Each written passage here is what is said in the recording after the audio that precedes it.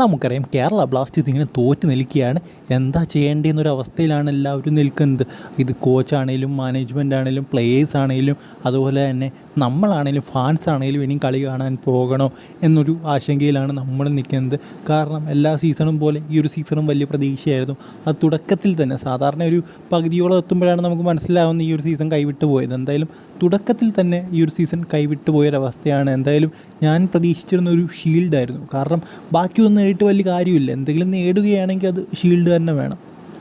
Play ഓഫിൽ കയറി അങ്ങനെ ആ ഒരു ട്രോഫി ISL ട്രോഫി സത്യം പറഞ്ഞാൽ എത്ര നാൾ ISL ട്രോഫി എന്ന് പറയുന്നൊരു സംഭവം ഉണ്ടാവും നമുക്കറിയില്ല. കാരണം നിങ്ങൾ ലീഗ്സ് നോക്കിയാൽ അവിടെ ഷീൽഡാണ് ഏറ്റവും വലിയ ഇമ്പോർട്ടൻറ്റ്. ഷീൽഡ് നേടുന്ന ക്ലബ്ബാണ് ടോപ്പ് ക്ലബ്ബ്, ആ ഒരു ഇന്ത്യയുടെ ചാമ്പ്യന്മാരെന്ന് പറയും. ഷീൽഡാണ് വളരെ ഇമ്പോർട്ടൻറ്റ്. ഒന്നാം സ്ഥാനത്തെത്തുക, അതിന് വേണ്ടി കളിക്കുക, അതിനുള്ള ഫാൻ സപ്പോർട്ടുണ്ട്, അതിനുള്ള എല്ലാം ഫാൻസായിട്ട് ചെയ്ത് കൊടുക്കുന്നുണ്ട്. ഫാൻസിന് എന്തൊക്കെ സാധിക്കാമോ അതെല്ലാം ഒരു മാക്സിമം ചെയ്യുന്നുണ്ട്. ഞാൻ സ്റ്റേഡിയത്തിൽ പോയി കണ്ടിട്ടുള്ളതാണ്. അതായത് നിർത്താതെ സപ്പോർട്ട് ചെയ്യുകയാണ്. അതായത് അവരുടെ തൊണ്ട പൊട്ടിയിട്ട് പോലും കിടന്ന് സപ്പോർട്ട് ചെയ്യുകയാണ് ടീമിനെ ഇങ്ങനെ. എന്നിട്ട് പോലും അതിനുള്ളൊരു വില തരാത്തൊരു പെർഫോമൻസ് എന്ന് പറയുന്നത് നമുക്ക് ഒട്ടും വിശ്വസിക്കാൻ പറ്റും. പ്രത്യേകിച്ച് മാനേജ്മെൻറ്റിൻ്റെ എഫേർട്ട് എന്നൊക്കെ പറയുന്നത് 0% ആണ്. അല്ല, അവർ എഫേർട്ട് ഇടുന്നുണ്ട്. ഞാൻ പറഞ്ഞതെന്ന് വെച്ച് കഴിഞ്ഞാൽ ഇപ്പോൾ മുംബൈ സിറ്റിയുടെയും മോഹൻ ബഗാൻ സൂപ്പർ ജയൻസിൻ്റെ മാനേജ്മെൻറ്റൊക്കെ ചെയ്യുന്ന പോലെ, അതായത് നിങ്ങൾ സഞ്ജീവ് ഗോയങ്ക എന്ന് പറയുന്ന അവരുടെ ഓണറിനെ നോക്കുക. ആ ഒരു വ്യക്തി ഗ്രെഗ് സ്റ്റുവർട്ടും അതുപോലെ തന്നെ ജേമി മക്ലാരനും ഒരു മിസ്റ്റേക്ക് ആ ഒരു മാച്ചിൽ അദ്ദേഹം സ്റ്റേഡിയത്തിൽ നിന്ന് കാണുന്നുണ്ടായിരുന്നു. 1-2 ഗോൾ അവർക്ക് എക്സ്ട്രാ അടിക്കുമായിരുന്നു. ആ ഒരു ഗോള് പോലും അടിക്കാത്തതിന്, അതായത് അവർ ഒരു ഗോൾ അടിച്ചു, ഒരു കളി വിജയിച്ചു, ജേമി അടിച്ചു ഗോള്. ബട്ട് ഒന്നിലധികം ഗോളുകൾ ജേമി മക്ലാരൻ അടിക്കായിരുന്നു.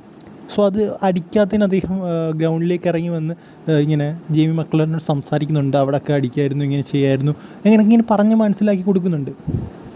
അപ്പം ജെയിം മക്ലാരൻ പറയുന്നു, ഓക്കെ ഞാൻ അടുത്ത കളി നോക്കിക്കോളാം എന്ന് പറയുന്നു. അത്തരത്തിലുള്ളൊരു എഫേർട്ട് നമുക്കൊരിക്കലും എന്തായാലും നമ്മുടെ ഓണേഴ്സിൻ്റെ മാനേജ്മെൻറ്റിൻ്റെ കൈ കാണുമെന്ന് എനിക്ക് തോന്നുന്നില്ല. അവരൊക്കെ ജസ്റ്റ് കൈ ഒട്ടിച്ചിരിച്ച് ആ ഒരു ഇതിൽ പോകുമെന്നാണ് എനിക്ക് തോന്നുന്നത്. എന്തായാലും ഇപ്പോഴത്തെ അവസ്ഥ എന്ന് പറയുന്നത് ടീമിൻ്റെ വളരെയധികം മോശമാണ്. എന്തായാലും ഇപ്പോൾ മിഗാൽ സ്റ്റാർ പ്രതികരിച്ചിട്ടുണ്ട്. അദ്ദേഹം പറഞ്ഞിരിക്കുന്നത് ഇങ്ങനെയാണ്, അതായത് ഇനിയും ചെയ്യുക എന്നുള്ളത് ബേസിക് ലെവലോട്ട് വീണ്ടും തുടങ്ങുക എന്നാണ്. അതായത് ഇപ്പോൾ നമുക്ക് കുറേയധികം മിസ്റ്റേക്ക് പറ്റി, കുറേ മാച്ചുകൾ തോറ്റു. ഇനിയും ചെയ്യാനുള്ളത് ബേസിക് ലെവലോട്ട് വീണ്ടും തുടങ്ങുക എന്നുള്ളതാണ്. എന്തായാലും അതിനുള്ള സ്റ്റാർട്ടാണെന്നാണ് മിഗാൽ സ്റ്റാർ പറയുന്നത്. എന്തായാലും അടുത്ത കളികളിൽ എന്തെങ്കിലുമൊക്കെ മിറാക്കിൾ സംഭവിക്കട്ടെ. അത് നമുക്കറിയാം, ഈ ഒരു സീസണിൽ തന്നെ ഏറ്റവും മികച്ച ടീമുകളെയാണ് നമ്മൾ നേരിടാൻ പോകുന്നതിന്. ഒന്നാമത്തെ ടീമെന്ന് പറയുന്നത് നമുക്കറിയാം ചെന്നൈയിൻ FC ആണ്.